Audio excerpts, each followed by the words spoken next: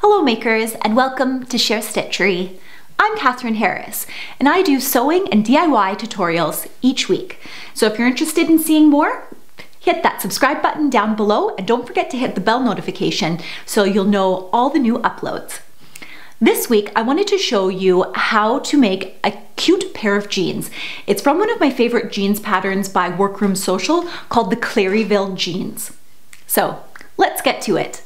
Bum bum bum ba-dum ba-dum bum bum bum bum bum ba-dum ba-dum bum bum bum bum ba-dum ba-dum bum bum bum bum bum ba-dum ba-dum bum bum bum bum ba-dum ba-dum bum bum bum bum bum ba-dum ba-dum bum bum bum bum ba-dum ba-dum bum bum bum bum bum ba-dum ba-dum bum.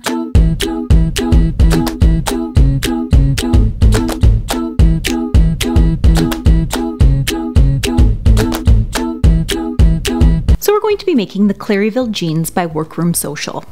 Some of the design features include having a larger hip to waist ratio, they're mid-rise, which are super comfortable, and they're close fitting through the waist, hip, and thigh, but have a little extra ease in the calves and then taper in at the hem so that it's nice and comfortable for you. Step 1, apply fusible interfacing. So we're going to apply the fusible interfacing to the zipper fly as well as the outer waistband. And I've transferred all my markings onto the fusible waistband here.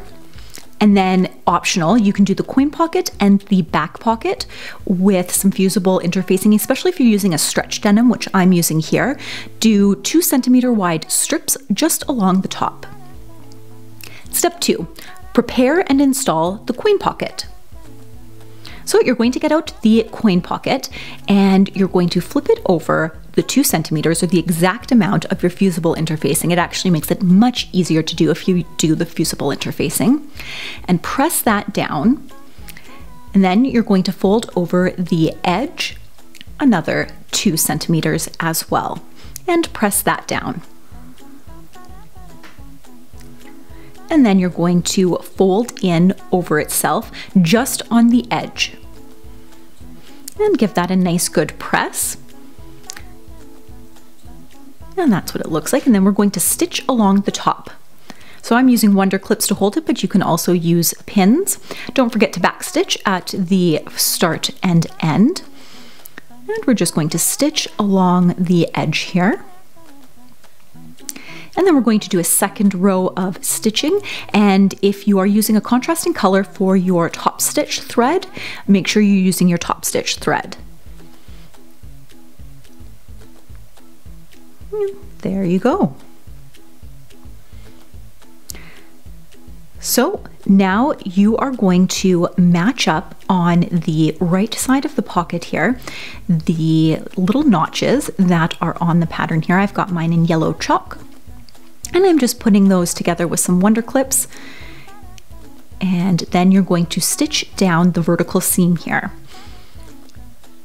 And you're going to do the same thing as we did before with 2 rows of stitching. Don't forget to backstitch because you want to make sure that it's nice and secure. And one goes right along the edge and then the other one is about 1/4 inch away from that. So next we're going to serge the edges of our interior pockets. So head on over to your serger. I filled mine with some beautiful contrasting thread because heck, why not?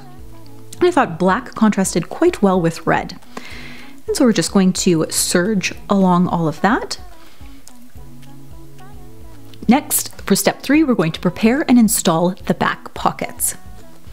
So with this one, you're also going to fold it over the 2 centimeters that your interfacing is. And you're going to press that nicely and just double check to make sure that you've got that exact when you're doing these back pockets here. And then you're going to fold that over so that it folds towards that seam we had just pressed. And then you are going to press that down, give it a decent amount of steam, and use your tailor's clapper if you need to. We're going to pop over to the sewing machine and we are going to stitch this in place. And if you're using top stitching thread, you can top stitch these design details as well. Make sure you're doing it on the right side though. I'm just doing mine on the back side because I'm using the same thread in my bobbin as I am on the top and it matches the black.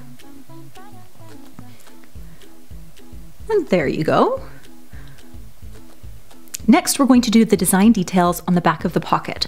So I'll leave a link to a template that I have for the back pockets, but I just did mine about 4.5 centimeters down on either end, and then in the center I did 8.5 centimeters down, and then I just drew by hand with my chalk. I used a French curve just to kind of get that curve a little bit. But what you can do is you can also take that template and use a tracing wheel to get those pockets just right. Now, if you're using contrasting thread to top stitch the design details, you're going to want to transfer that on the right side.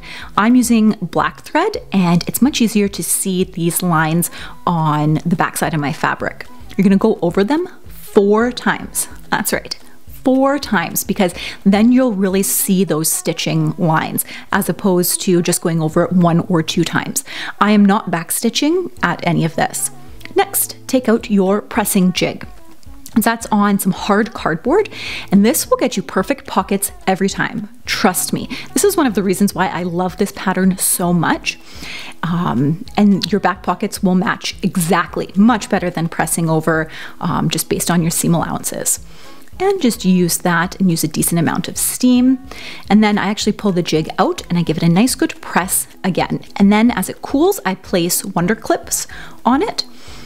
And you can see I've attached this pocket on already, and I've used a little red tab to give it a bit of a design detail. You don't need to do that, but I thought it made it look a little more interesting. So I'm just pulling the wonder clips off because it is totally cool now, and I'm matching up the 2 dots on the pattern piece. So I'm just pinning these in place so the pocket doesn't shift at all.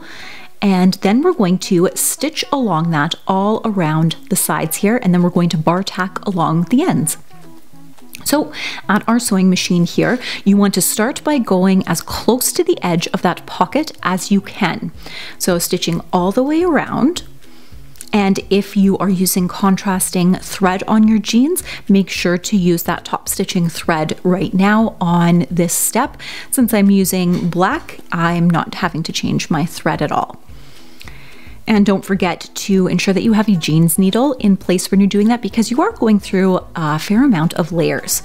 So backstitch both at the start and the end, and then moving on to the second row of stitches is about 1/4 of an inch away from the first or the edge of your presser foot.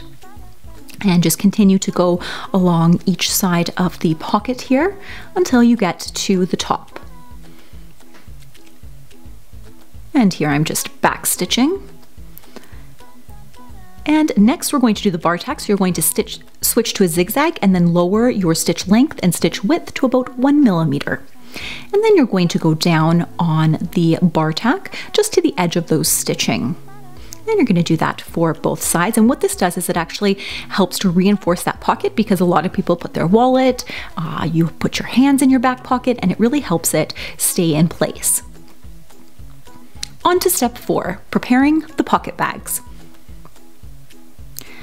So with this, you're going to take the coin pocket facings that you had made, and you're going to match those up on the corners. So that one has the coin pocket. You're just going to stitch all the way around onto your pocket bags. Next, you're going to put right sides together, matching up the notches that are on the pattern pieces with the front of your jeans, and you're going to stitch with a 1 centimeter seam allowance. And next you are going to finger press and then understitch, and making sure that the seams are pressed towards the pocket bag, not towards the jeans. And then you're going to understitch there, and I'm just doing a 1 centimeter understitching so that I'm catching that seam allowance in there. And see how I've caught the seam allowance there, and it's just going to make sure that it gets held to that side. Next, we are going to fold the pocket bag over, and you can start to see that the pocket is forming. And we are just going to press that and make sure it's slightly rolled with the jeans facing inside the pocket so you don't have anything showing.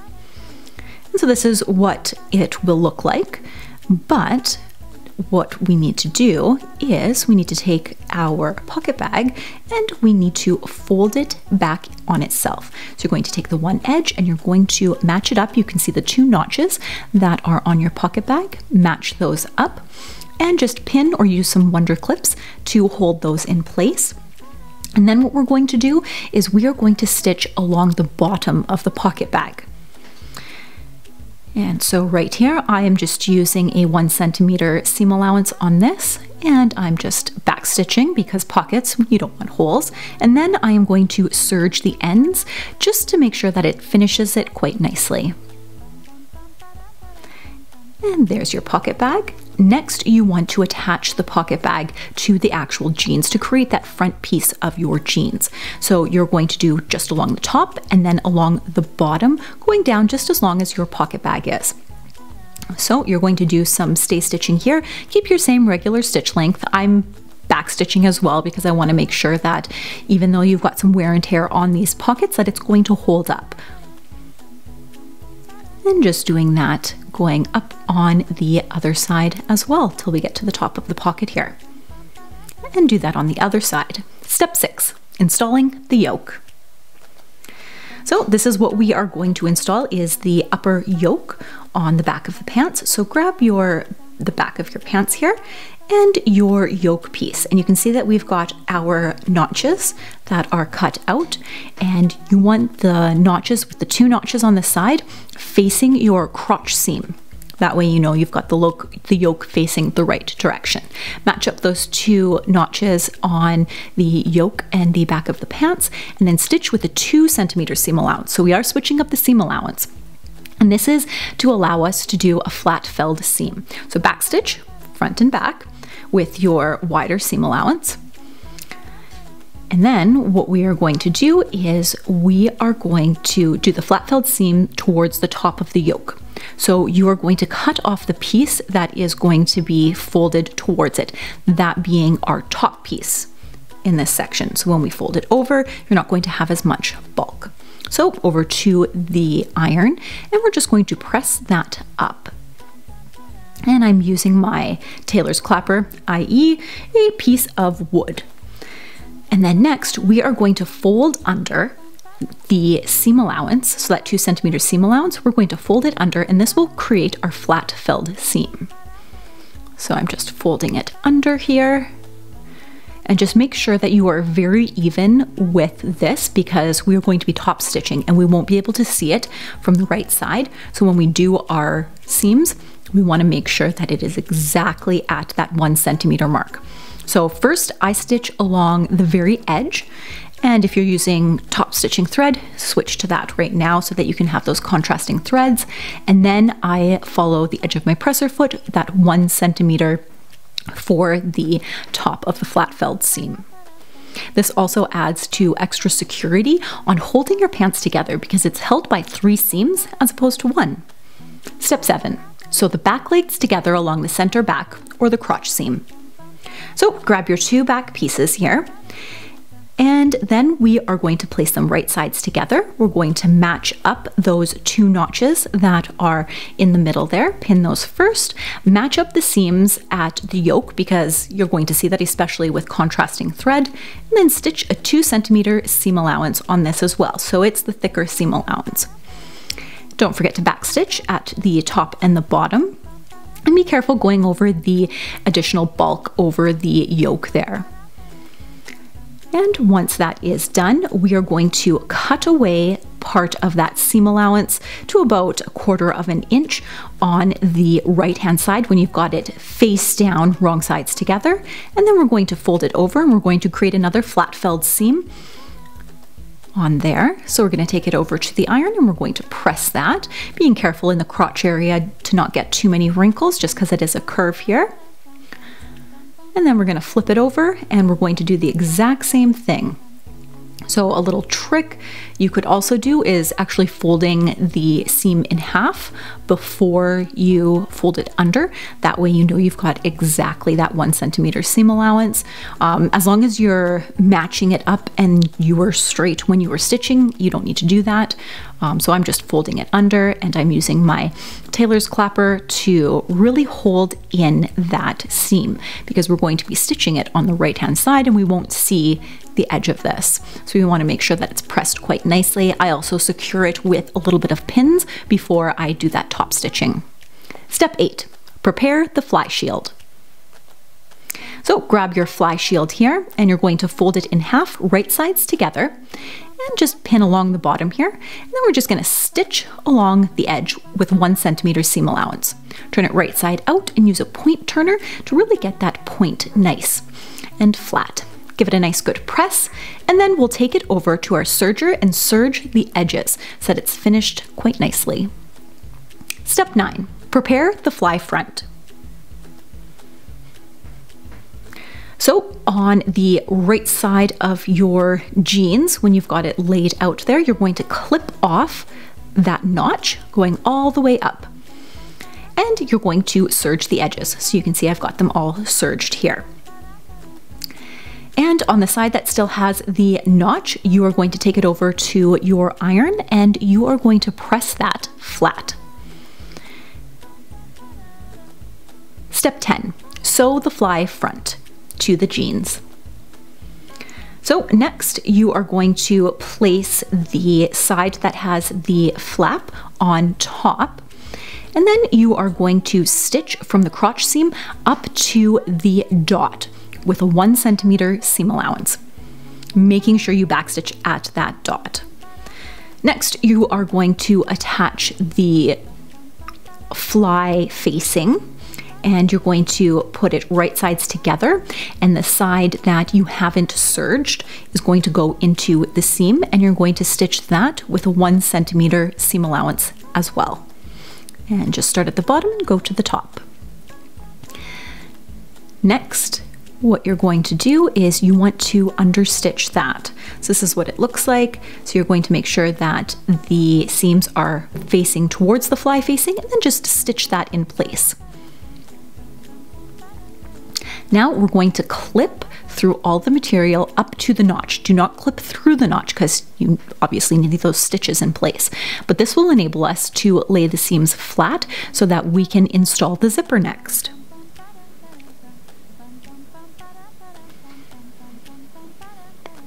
And we're just going to flip it so that it is facing us and fold over the fly facing here.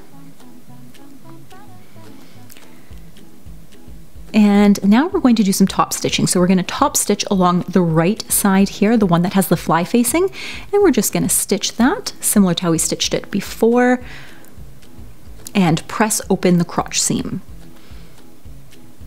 So next we're going to install the zipper. Now I didn't have a jean zipper on hand, so I'm just using a regular zipper. If you're making a pair of jeans, don't do that. That zipper is not strong enough, but that was all I had on hand. And I live in a small town, and it's a bit of ways away. So next I am just taking some double-sided washable tape, and I am placing the zipper with the edge as close to the zipper teeth as I can get, switching to my zipper foot, and then I'm stitching very close to the edge of the material here through the zipper and the top of the zipper facing here, making sure you backstitch on both ends. And this is what it is going to look like. So you've got the zipper facing on the one side. And so then here you are going to hold it in the center, and then you're going to stitch just on the zipper facing. So I'm just securing that with a pin. And then we're going to stitch all the way down. And we're going to change the side of our zipper foot so we can get nice and close to the edge of that zipper teeth here. So as always, you're going to backstitch, and then you're going to follow that along, and then you're going to taper it slightly and go actually across those zipper feet, and then backstitch along the edge of the tape on the other side of the zipper. So now that we've got the zipper installed, it should look like this. And then we need to do the top stitching for the zipper. So you're going to match along the notches, and you can either trace this in place and then take it to your sewing machine and stitch it, or you can do what I did, and I'm just pinning it in place because it's a little bit faster that way. And then you're going to do your top stitching lines, just following the edge of this template. And making sure you go through all sides of the fabric and everything's laying nice and flat. And just take it slow, as slow as you need it to go. Go around, being careful of the zipper stop if that might be in the way there.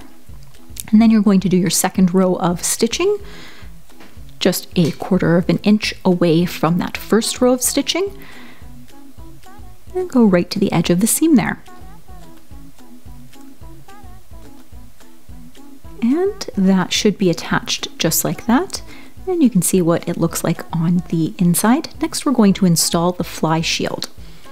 So you're going to place that with the fly shield, the edge that you had serged, towards the opposite edge. And then you're just going to stitch down that. And you've got your fly shield installed. So now when you go to open the zipper, it'll be nice and good. So we're going to do some bar tacks here, just along the bottom, right here, and along the side. So this is what it looks like after I've done those bar tacks. This is what it looks like along the front. So it just goes down as far as the zipper will go, and the bar tack here, and along the bottom. And so pull your zipper all the way down and then stitch along the top. So step 11, sewing the inseams. So you're going to take the front of your jeans, lay them upright, and then on top of that, with right sides together, place the back of your jeans, and then match up the center crotch seam. And just make sure you pin that in place, and then go all the way down either side of the legs.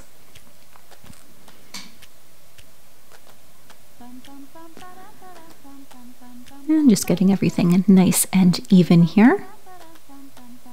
And really, your jeans are starting to come together quite quickly now. I mean, it's starting to look more like a pair of jeans. It's kind of exciting. And now we are going to stitch this with a 2 centimeter seam allowance because we're going to do flat filled seams. So here I have stitched the flat filled seams. I don't think you need another tutorial on that. You can just go back if you have a couple questions on how to do that. Step 12, sewing the out seams. So now we just need to pin the front to the back, matching up the notches. So remember those notches that we have on the pockets? There's also a notch on the back of the jeans that you're going to match it up to. And there's some notches going down the legs of the jeans as well, and then matching the hem. Sew this at a 2 centimeter seam allowance as well. You're not doing flat filled seams on this. So on this one, you're going to edge finish with your serger. Next, you're going to stitch down to the bottom of the pocket and then do a bar tack right at the end. So you can see on the inside here, I stitched right there, and then my bar tack is right at the bottom of the pocket. Step 13, prepare the waistband. So I decided to use a contrasting fabric for my inner waistband because I thought it would make things pop. It matches the pocket. So I actually interfaced that as well because it was a thinner fabric and it wasn't jean.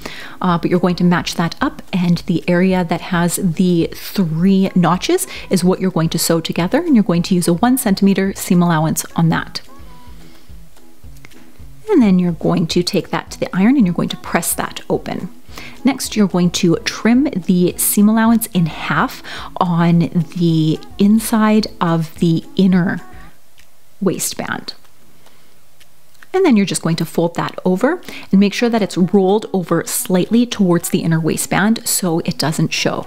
Step 14, installing the waistband. So with this, you are going to place your right side of your inner waistband to the wrong side of the inside of your jeans. Now, I have made jeans before and I have mixed it up where I've placed right side to right side. Don't do that. Make sure it's right side of your waistband to the wrong side of the jeans. And then just match the center and the notches and stitch all the way around with a 1 centimeter seam allowance. Now you will have some waistband sticking out along the edge. That is okay. We need that. Don't chop that off. And so you can see the inner waistband and how it's going to fold for the outer waistband.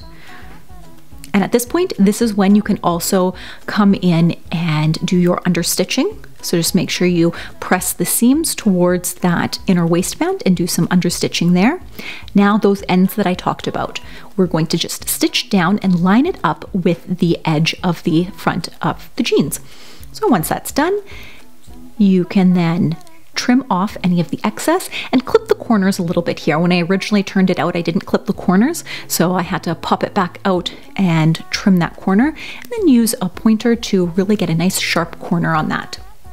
Then you're going to fold over the outer band, press it in place, and if you're going to put a tag on the inside, put the tag on before you sew the outer waistband down. And so you're just going to top stitch that. Make sure you put in your top stitching thread, and then you're going to stitch as close as you can to the fold on this. And just go all the way around your waistband along the bottom. And then when you get to the end, you want to go up along the side and then along the top as close to the edge as you can. I'm actually switching it here because I like to follow the other edge of my presser foot. So I just have a side that I prefer, and I'm just starting going up and then following the edge here. That also prevents having all of the bulk of the jeans going into the throat of my sewing machine, so it just makes sewing it a little bit easier than bunching everything up. Step 15, sew the buttonhole. So you're going to get your jeans buttonhole, and you are going to find your placement just in the middle here, pop it into your buttonholer for your sewing machine, and then you are going to place that where you would like your buttonhole. You need to make your buttonhole vertical instead of, or sorry, horizontal instead of vertical, because of the tension that that button will receive. You don't want it up and down because it's more likely to have more strain on it. Next, you're going to pop your buttonhole in, use an awl to poke a hole in it. It snaps in place nicely, and then just use a mallet to snap them together. It's actually a lot easier than I had thought when I first did it. And this is your zipper. And I actually put fray check on the edge of my buttonholes. Step 16, prepare the belt loops. So you're going to serge one end of the belt loops, and then you're going to fold under one end just to the edge of the stitching line that the serger line has made. And then you're going to fold over the other edge so it comes to the center. Then you're going to do 2 rows of stitching along either ends. And next we are going to cut 5 belt loops out and just trim them out, and you should have a little bit of excess left over, so if you did screw up on one of the ends, you'll have a little bit of excess. Step 17, belt loop placement on your jeans. So for the first and second belt loops, you're going to put them just inside the pockets. For the third and fourth, you're going to do 1.5 to 2 inches towards the center back from your outseams. And then the last one is done right at the center back. So let's get them placed. So you're going to place them right sides together with them pointing upwards. And you can see that's just inside the pocket. On hindsight, I probably would have moved it over just slightly because when I did pull them down, it was very close to the edge of that pocket. And I think I would have liked it a little bit over a bit more. Next, we're going to pop over to the back and we're going to get our center back. So that was the 5th one. And now we are going to measure from the side seam. And you're going to measure, I did 1.5 inches because I made a size 0 in the pants, but if you're making a larger size, that's when I would jump up to the 2 inches. And now we've got all 5 placed, and we're just going to stitch those with a 1 centimeter seam allowance. Step 18, sew the belt loops to the jeans. So we're just stitching here, as I said, with that 1 centimeter seam allowance. And don't forget to backstitch because you want it to be nice and sturdy because there's a lot of strain on those belt loops as you're putting your belt in there. So next you're going to fold over the belt loop and you're going to top stitch as close to the edge as possible, also back stitching at the start and the end for added security on that belt loop. Once that is done, you are going to come and fold it over, and you're going to fold it over the 1 centimeter from the edge. And then you're going to stitch as close to that edge as you can. So I'm just pinning it in place. We're going to stitch along the bottom. And this is what the belt loops should look like when they're all completed.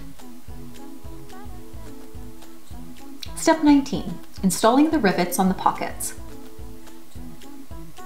So I'm just using an awl to create a hole to install the rivets, and apologies that this is slightly off camera. I didn't realize that I had pulled it down, but I'm just popping the rivets in, and then I'm using a mallet to secure them in place. I'm going to put it on either edge of the pockets and the edge of the coin pocket, and it's going to go through the pocket bag for added security to those pockets. Step 20, hemming the jeans. Next, you're going to hem the jeans, and you're going to hem them at 1 inch. So you're just going to fold that over and give it a nice good press.